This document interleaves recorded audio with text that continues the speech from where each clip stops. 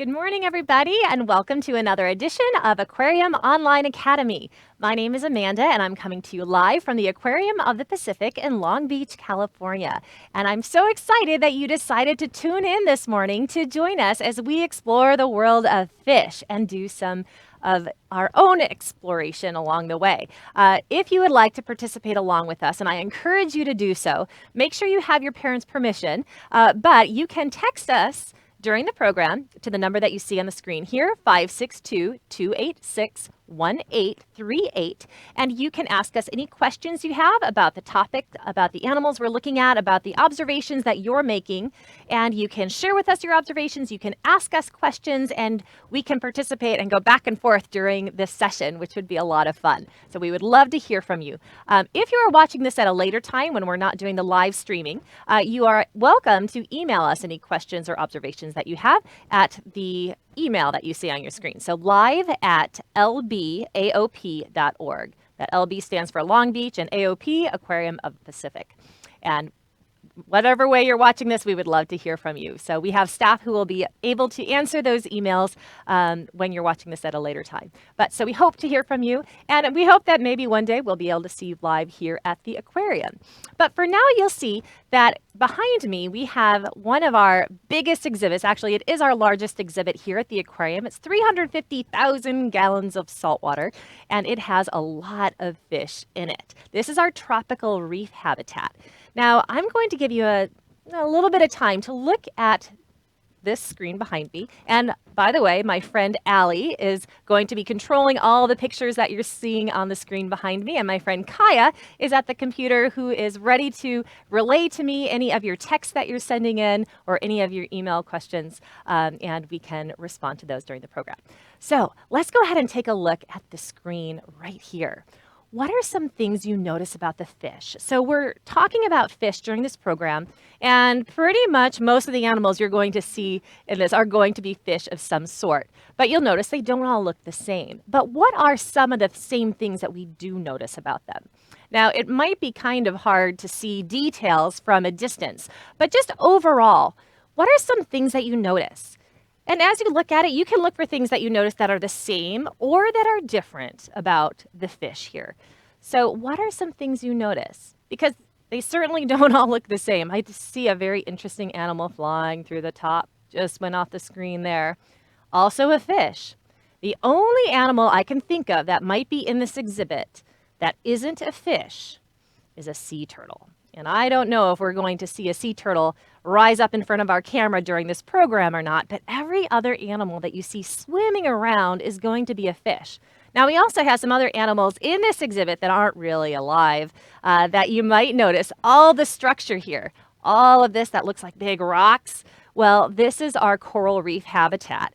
And coral reefs are actually made of live corals. So corals and their structure are creating this habitat. Normally, the corals are animals too, and they're not fish. But the coral in this particular exhibit is artificial. So we're looking at the live animals. And what are some things that you notice about them? Look at how they move. What are they using to move? So let's think about a fish and the common characteristics that they share. And I want you to tell me if you notice anything different, or not just anything different, but what are these animals? How are they moving? What are they using? Are they all using the same things, and are they all moving the same way? What do you think? There's some that are really close to the camera that are moving a little bit slower. There's also some that were in the background that may have been moving a little bit faster. Well, hopefully you notice that they all have fins, right? So that's a common characteristic of fish. They have fins. Let's take a closer look at a fish and take a look at some of the fins and what you notice about them. Where are the fins on a fish, and how do you think the fish uses them? So let's take a look at obviously we can see them on here. Let me actually have you guys, since we're looking at this right now, I want you to notice the fins of these different fish and tell me what fins they're using. What makes them move forward? So here we have a fish right here that's coming up through the center. Do you see where it has fins on its body? Right there. But is it using those fins to make it move forward? No, it's using that tail. So they have a tail fin that's called a caudal fin. So can you say that with me? Caudal fin. Very good. The caudal fin propels the fish through the ocean. But are there some other fins that they're using? Like what about this ray that's right here? Now, a ray is a fish as well, but what is it using to help it swim through the ocean? Is it using a caudal fin? In fact, do you even see a caudal fin on that animal? No, they have a big long tail, but they don't have a fin at the end. Instead, it's using these things that look like wings. Now, if we look at other fish, do you see other fish that might have those same fins? They look like wings, but they're called fins. They're a type of fin. Oh, that was a nice glide going through there. Well, those are the pectoral fins. So go ahead and say pectoral. Yes, pectoral. The pectoral fins are the fins on the side of the fish. So do you notice those on some of the other fish in this particular exhibit? You can kind of see them sticking out the sides here. You can say, oh, now this one's really different. Look at how this fish is moving. What fins is it using? Is it using its tail fin to move forward, the caudal fin? Nope. Is it using the fins on the side, the pectoral fins? Nope. It's using two completely different fins. All right, so here's my question to you. What do you call the fins on the back of a fish? Because fish do have fins on their backs, right? I see this one. It has a long fin. I know that sharks have a special fin on their back. What are those called? I'm going to wait and see if anyone knows what the answer to that question is as we look at how this fish is using those fins. It has a fin on the top, but then it also has a fin on the bottom, and it's using those to move. Do you notice any other fish in here that have a fin on the bottom and not just on the top? Well, here we have some of these fish can actually fold down their fins, so you might not see anything sticking up at all. Like here's one of those fins in the back. Oh, kind of hard to see. Now here's some other fins that are sticking out kind of on the side but down below. Oh, did you see the shark?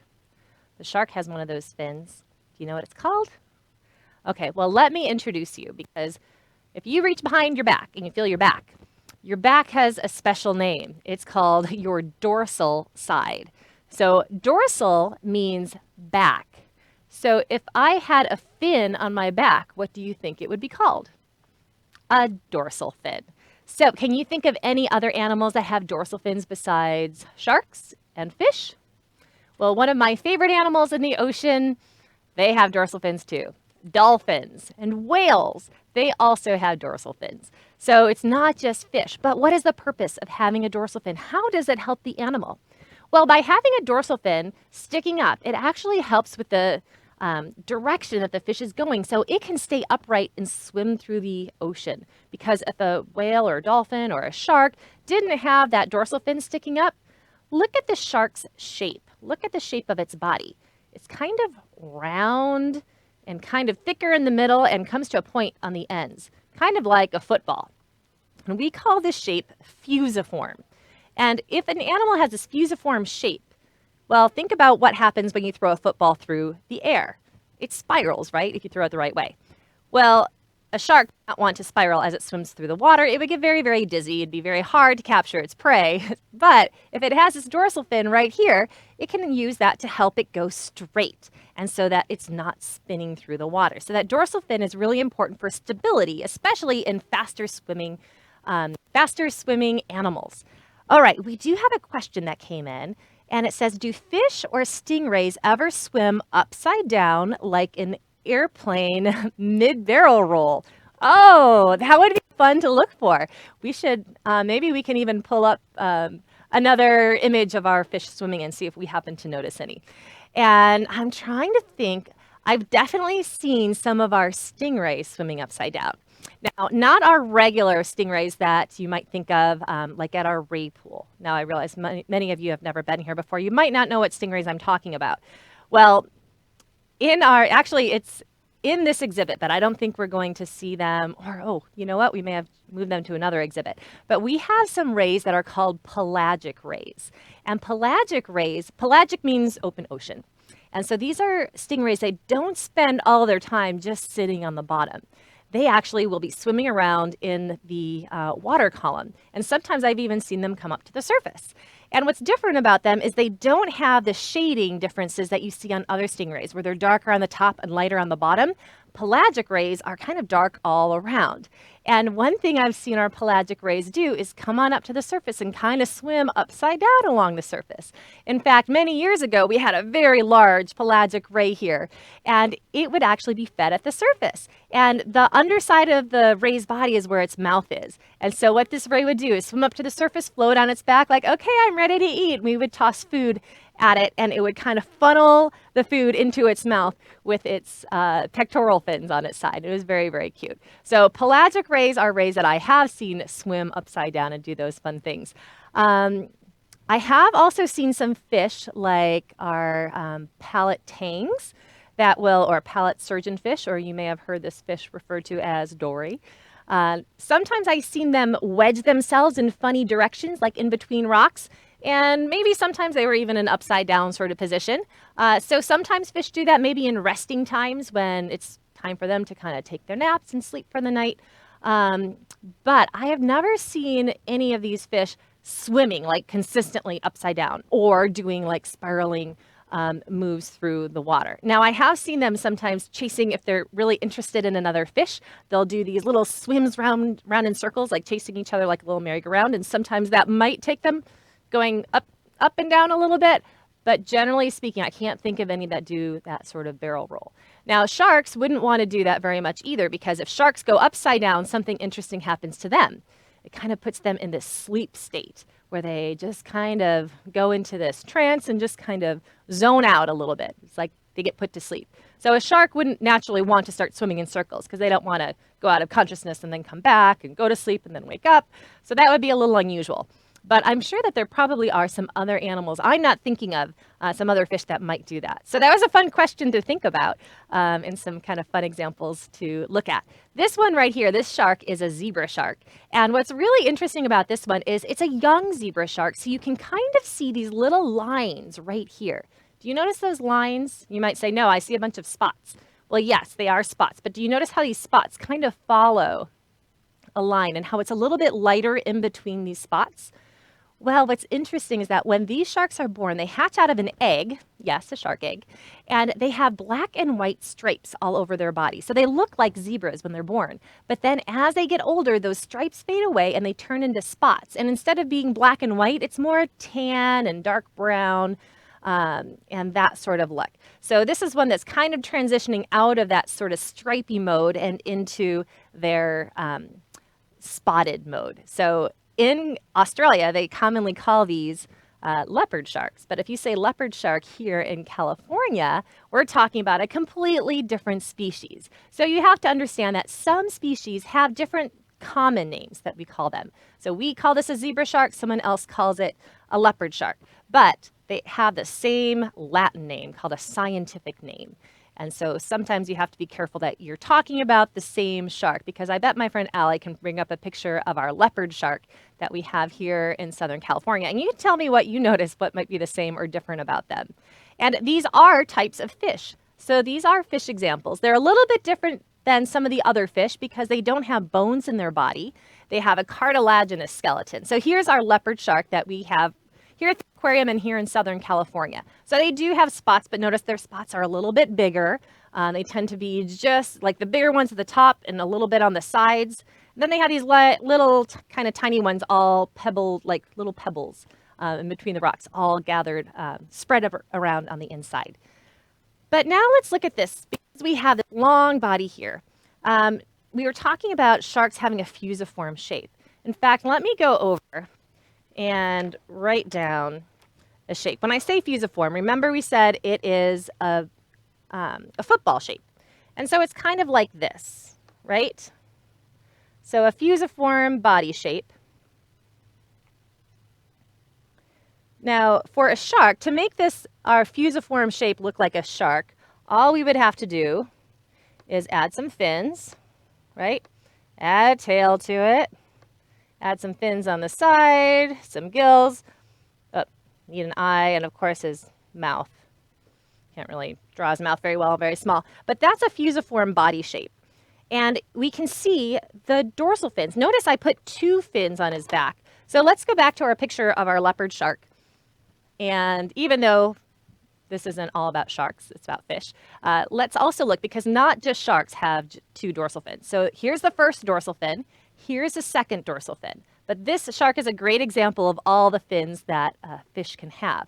These right here, these side fins, are the pectoral fins, remember? And then they also have these fins right here called pelvic fins. So pelvic fins are another set of paired fins that are further back down or past where the pectoral fins would be. So fish will have fins in different locations on their body. So some fish will have pectoral fins that are higher up, like right up here. Some will have them down here. Some will have them even closer, like right behind their mouth. Some will have them a little bit more back here, a little further back. But then, so here are the pelvic fins, but there's another fin that it goes behind the pelvic fins. And right here, you can see it on this shark, it's called an anal fin. And the anal fin is situated right behind the anus, where the shark goes to the bathroom, or the fish goes to the bathroom, where the waste comes out. Or like cloaca is another name for it, where all of that comes out of the fish. And so the anal fin actually kind of helps them get rid of some of that waste. And then they have the caudal fin, the tail fin back here. But they do have 2 dorsal fins. But now let's look at some other fish pictures and see if you notice dorsal fins that look the same, because they don't all look the same. Some might only have 1 dorsal fin. Some might have kind of like a continuous ridge of dorsal fins. So let's see what picture we have here. Ooh, this one is the Garibaldi. So this is the state marine fish of California. And look at its dorsal fin. So here you can see it kind of sticking out right in the back, but attached to it, it has all these other thinner and much shorter little spines that are all attached. So it's kind of like a continuous dorsal fin. But then let's look at the other fins. It has the pectoral fins. So again, they're kind of low, but not as low as the pelvic fins down here, right? Remember we said those pelvic fins are a little bit further back. And then right here, that's the anal fin. Then we have the caudal fin. Notice the shape of the caudal fin looks kind of like a heart. I think that's kind of neat. The Garibaldi is considered a damselfish, and they're known for having these sort of heart-shaped tails. All right, well, let's look at, I'm going to have my friend Allie show us another picture of a fish, and let's see what we can gather from this picture. So this picture also, I would say, would be a fusiform-shaped body. It has a kind of football-shaped body. It's really thick in the middle and then kind of tapers down to points on the ends. And then what else do you notice about it? Let's find those pectoral fins. So the pectoral fins are right here. So they're a little bit lower on this one. And then where are the pelvic fins? Ooh, actually, it's really hard to see in this particular picture where the pelvic fins are. But I do see the anal fin. And the dorsal fins, remember? Looks like there's part of that triangle-shaped dorsal fin, but then it looks like there's also some other areas right here that might be folded down. So fish can fold down. Some fish can fold down their fins, their dorsal fins, and then bring them up when they need them, and then put them down if they're just relaxing. If they're not in a hurry and just chilling, they can fold down their dorsal fin. And then they've got the caudal fin that's out there. Now, sharks can't do that. Sharks have to keep their dorsal fin up all the time. They don't fold it down. All right, so this is a fusiform-shaped fish that we just talked about. Let's bring up a picture of another shape of a fish, and let's see what we notice about it. Now, this is a great picture because there's so many things that we can look at, and I'd love for you to tell me what you're noticing about this fish. What kinds of things stand out to you about it? Well, let's start by looking at its fins. Here are the pectoral fins on the side. Down here, these bright lines down here are the pelvic fins. And then this right here, whoops, if you see this kind of longer blue line, this is the edge of their anal fin. And right up here, this would be the dorsal fin. Again, one long sort of continuous dorsal fin with these smaller rays up here. Then right here is the caudal fin. But what else stands out to you about this fish? I think there's other really neat fish characteristics that are very obvious to see on this particular fish. So I'll let you look at it. Okay, and then we also had a question from Perry and wants to know, why does the leopard shark have 2 dorsal fins and 6 side fins?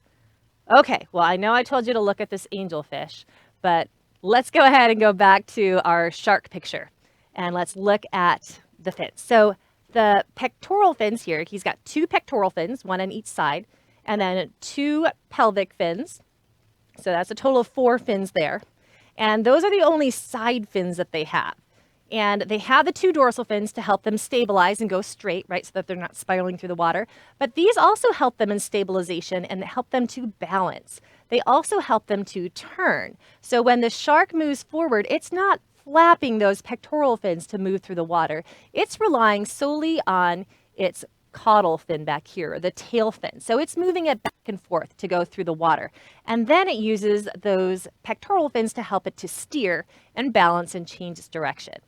They also use these pectoral fins to help give them lift, kind of like the wings of an airplane. You would not want to be on an airplane, look out the window and see those wings flapping up and down. That would probably make you a little bit nervous. It wouldn't keep you in the air as well as those fins sticking straight out or those wings sticking straight out. It's kind of the same thing for a shark, because as they swim, as they keep those fins out, it allows them to have more lift in the water so that they can swim and not just be sunk on the bottom, because they do have very heavy bodies. And so those are important reasons why they have those fins on their sides. Now, Olivia wants to know, can fish have a dorsal fin and not really need it? Oh, Olivia, that's a good question. Let's go ahead and look at some other pictures of some fish, or maybe actually we can look at our fish in our tropical exhibit, or one of our exhibits where we can actually look at fish and how they're swimming around. That might be a good thing to do. So is it possible that they don't use their fins very much? Well, remember how we said they all look kind of different, and some might have really tall and stiff dorsal fins, like maybe some shark species, or there's a type of fish called a sailfish that has this really huge dorsal fin. It's really wide because they're actually the fastest swimming fish in the ocean. And having that long, tall dorsal fin helps them to keep stable, right? So that they're not spiraling, and it helps them with that faster speed. Generally speaking, the faster or the taller the dorsal fin is, the faster an animal might be swimming through the water. And so it's really, really important for that animal. But other animals might have their dorsal fins, like I said, folded down, where, you know, they don't really need it that much. They might only put it up when they're in a big hurry or frightened by something. And so let's take a look at how these animals might be using their dorsal fins. So look at the shape of these fish right here. Notice how they're kind of tall and kind of skinny. They have what we call a compressed body shape. So it's kind of like if you take your hands and you put them together, and then that turns into a fish, like swimming right at you. That's what we call compressed. So as if you look at the fish on the side, they look like they're really big and round. But if they were to turn their bodies and start swimming at you, they would be what we call compressed. And so having that fin up on top probably helps it in stabilizing and keeping its balance, maybe especially as it kind of folds it up and folds it down. So if you think about, like, if you're having to balance on a balance beam or something, your body might go like this. You might put your arms out to help you keep your balance. Fish can use those fins that way, but then also if you're really, really tall and skinny, maybe having those fins like that would help you in that way as well. But if you don't need a really tall dorsal fin, you might just have a very reduced dorsal fin. So reduced means it's not quite as big, it's brought down because maybe that's not the most important thing you need in your lifestyle. And so yes, there might be fish that don't rely as heavily on the dorsal fin as other fish do, and so it might be smaller. But generally speaking, the different parts of their bodies have reasons for being the way they are, because it helps that fish somehow in its lifestyle. Now, when we were looking at that fish that was swimming, I want to say it was one of these that was in the back. Remember how we said it was using its dorsal fin and that fin on the bottom? Do you remember what that one was called? That was called the anal fin on the bottom, the dorsal fin on the top. And so they have a different way of swimming that we don't really see a lot of other fish doing. We don't usually see them using their dorsal fin and their anal fin to power them through the water. And that was a type of animal called a triggerfish.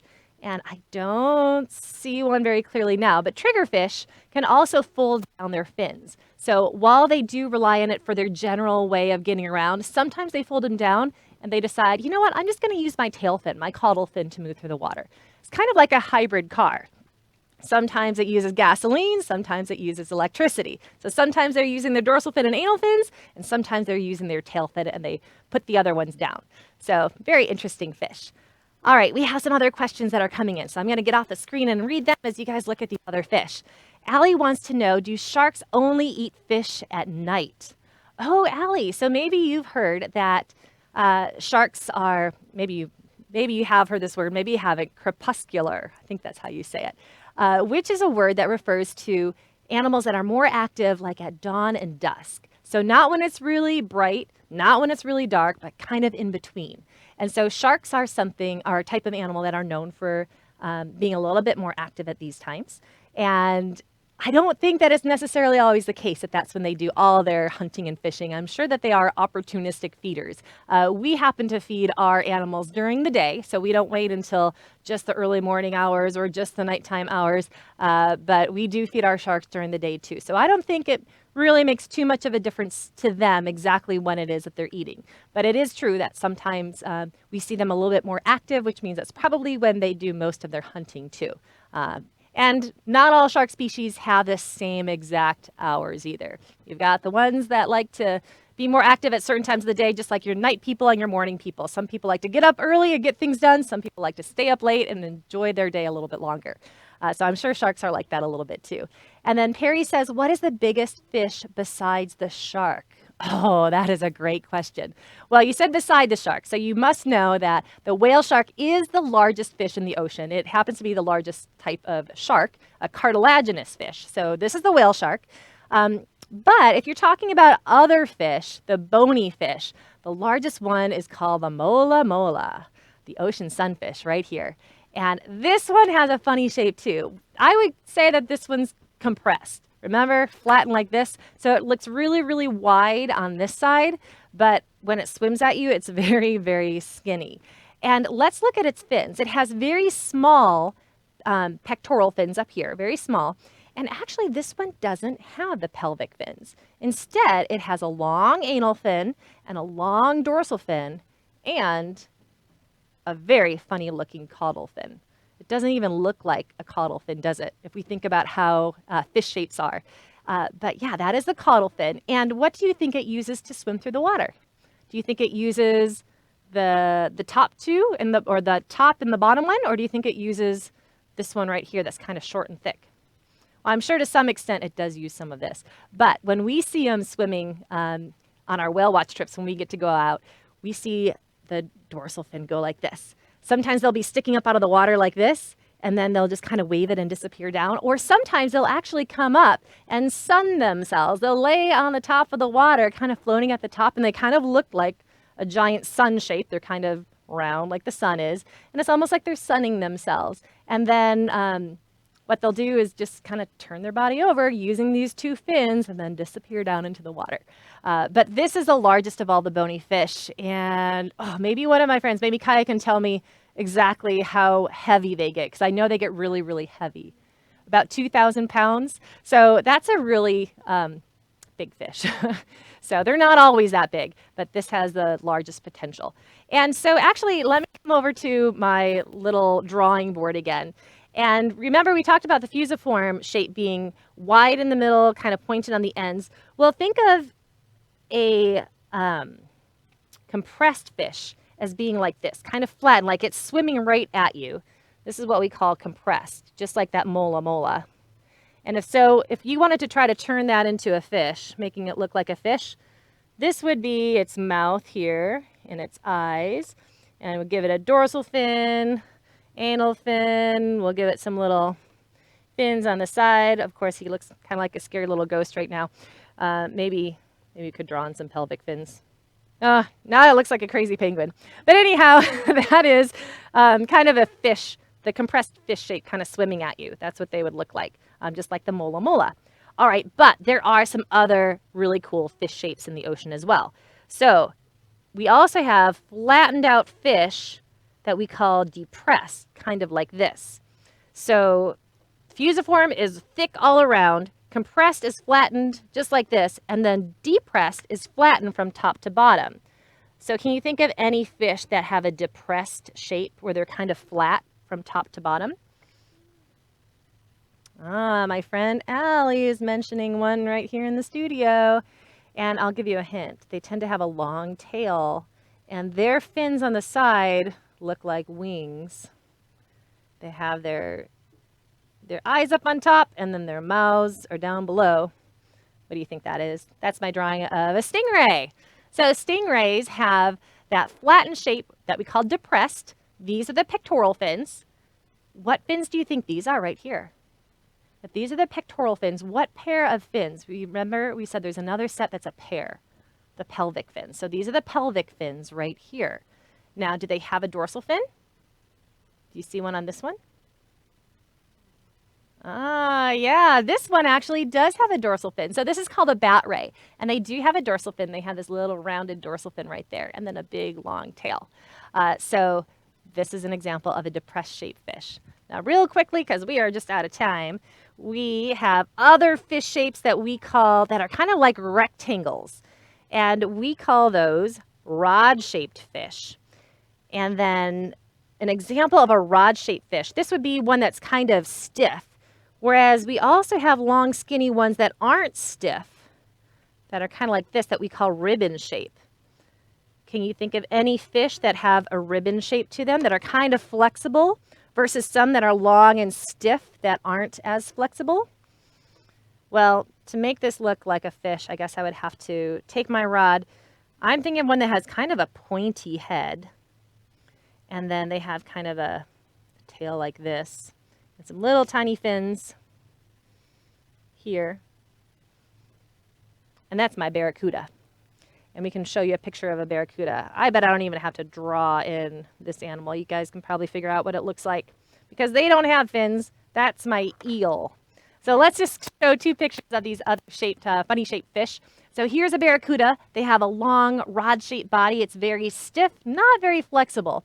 But they're very streamlined, so they can cut through the water very quickly, and they can do short bursts of speed that are very, very fast. They're what we call ambush predators, and they can go after their prey very, very quickly. It's the same animal that you may have seen at the beginning of Finding Nemo. So this is the barracuda, and then there's also that ribbon-shaped. Did you figure out what ribbon-shaped animal I was thinking of? The eel. So the eel doesn't have some of the fins that we were talking about, like the other fish. It doesn't have any pectoral fins. That's what makes eels so special, is no pectoral fins.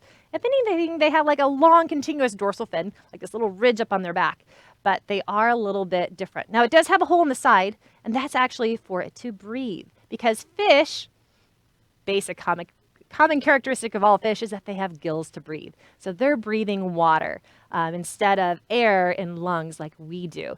And that is a very common characteristic. All fish have that in common, that they have gills. They're breathing water instead of the air. But they also have, most fish have scales, which the eels actually don't have. They have, or very reduced scales. They have a skin instead of the scales that other fish have. But we've gone over lots of different types of fish that we've looked at. Hopefully you feel like you're a pro in understanding fish fins. But also, after sharks and rays, okay, never mind. That was a comment that we already kind of talked about. Okay, so thank you so much for joining us today, and for joining me as we explore the world of fish and looked at how their bodies tell us a little bit more about the type of fish that they are, and that we notice that they are different. So I encourage you, next time you see a fish, look for all of those fins and see how that animal is using them, because they can all be very, very different. But thanks for joining us today, and have a wonderful day. Bye, everyone.